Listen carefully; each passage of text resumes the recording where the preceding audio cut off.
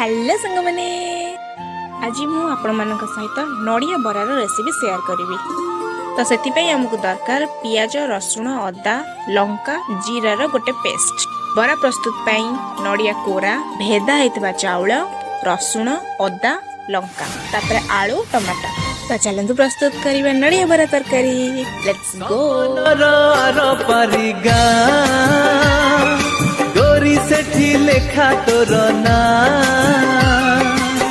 तो देहर महक तो आखिर कुहुक मते आज करिछि कि मिया हो मते आज करिछि कि मिया।